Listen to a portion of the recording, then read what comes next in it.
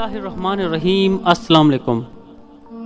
कुरैश मक्का समेत बहुत से कबीलों और नस्लों के आलिम फाजिल लोगों ने भी इस्लाम कबूल करने से पहले रसूल खुदा सल्लल्लाहु अलैहि वसल्लम को आजमा कर देखा कि क्या वाकई आप सल्लल्लाहु अलैहि वसल्लम में नबी की निशानियां मौजूद हैं। तिबरानी, इब्ने हब्बान, हाकिम, बहीकी, अबू नैम और अबू शेख ने इखलाक़ुन नबी सल्लल्लाहु अलैहि वसल्लम के बाब में इस ज़िमन में जहाँ कई वाक़यात का जिक्र किया है, वहाँ एक यहूदी आलिम के गुस्ताखाना तर्ज अमल का भी जिक्र किया है जो महज रसूल खुदा सल्लल्लाहु अलैहि वसल्लम को आजमाने के लिए ऐसा रवैया अपनाने पर मजबूर हुआ था। ज़ैद बिन साना इस्लाम कबूल करने से पहले एक यहूदी आलिम था। उसने तौरात शरीफ में आप सल्लल्लाहु अलैहि वसल्लम की सिफात पढ़ रखी थी। हक का मुतलाशी था। नबी करीम सल्लल्लाहु अलैहि वसल्लम की सदाकत की तमाम अलामात उस पर वाज़ेह हो चुकी थी। सिर्फ दो सिफतें ऐसी थी जिनकी वो तस्दीक करना चाहता था। एक ये कि आप सल्लल्लाहु अलैहि वसल्लम का तहम्मुल आप सल्लल्लाहु अलैहि वसल्लम के गुस्से पर गालिब होगा। दूसरी सिफत, इनसे शदीद जहालत के सलूक के बावजूद उनके हलम में इजाफा ही होता चला जाएगा। ये दोनों सिफात मकारिम इखलाक के लिहाज से निहायत बुलंद पाया हैं। भला ऐसा कौन है जिससे बदतमीजी की जाए और वो उसके जवाब में अच्छा सलूक करे। ज़ैद बिन साना मुख्तलिफ बहानों से आप सल्लल्लाहु अलैहि वसल्लम की मजालिस में आता था, मुलाकात करता था और मज़कूरा सिफात को आप सल्लल्लाहु अलैहि वसल्लम की ज़ात गिरामी में देखने के लिए बेताब रहता था। थोड़े ही दिन गुजरे थे कि इसे ये मौका मुयस्सर आ गया। ज़ैद के अपने अल्फाज ये हैं, मैं आप सल्लल्लाहु अलैहि वसल्लम की मजलिस में था। एक आराबी आया। उसने अर्ज किया, या रसूलल्लाह सल्लल्लाहु अलैहि वसल्लम, मेरे इलाके के कुछ लोग मुसलमान हुए थे। अब उन्हें कहत और फिक्र फाका का सामना है। अगर उन्हें फौरी मदद ना मिली तो खतरा है कि कहीं वो इस्लाम से निकल ना जाएं।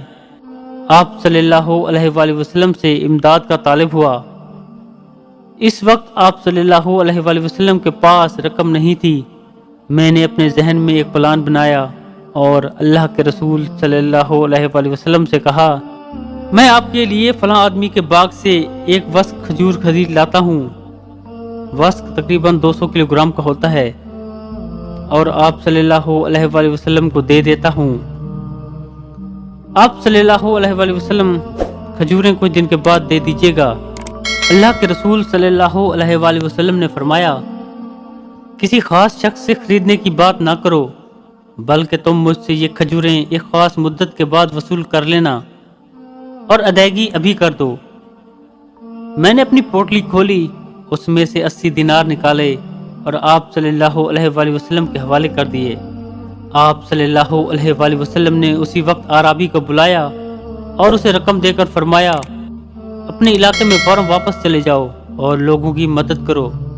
अभी खजूरों की अदायगी के वादे की मयाद में 2-3 दिन बाकी थे कि मैंने उनके तहम्मुल और बुर्दबारी की आजमाइश का फैसला कर लिया।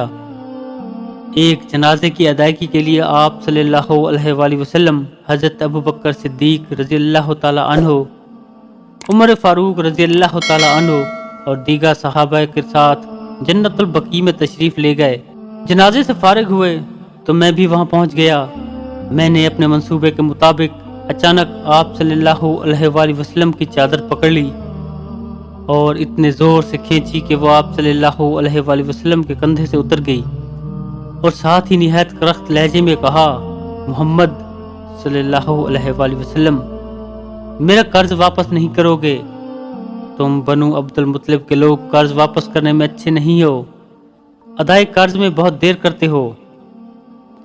मैं अच्छी तरह जानता हूँ कि लोगों से तुम्हारे मामलात की क्या हालत है।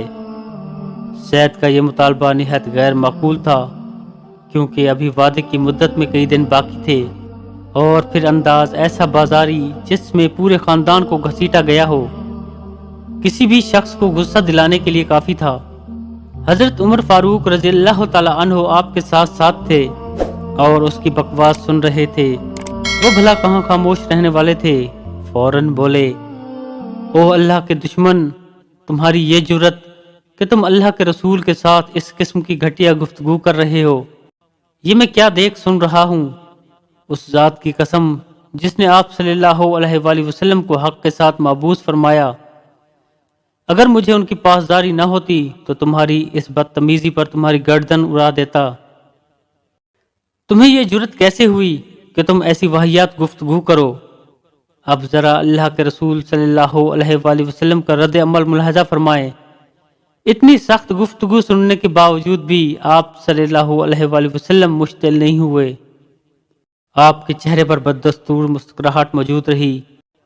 آپ صلی اللہ علیہ وآلہ وسلم نے عمر فاروق رضی اللہ تعالیٰ عنہ کو مخاطب کیا اور فرمایا، عمر، ایسی بات نہ کر، بلکہ تمہیں چاہیے تھا کہ تم مجھ سے یہ کہتے کہ میں اس کا قرض خوش اسلوبی سے ادا کروں، اور اسے یہ سمجھاتے کہ میاں قرض کا تقاضا بھلے طریقے سے کرو۔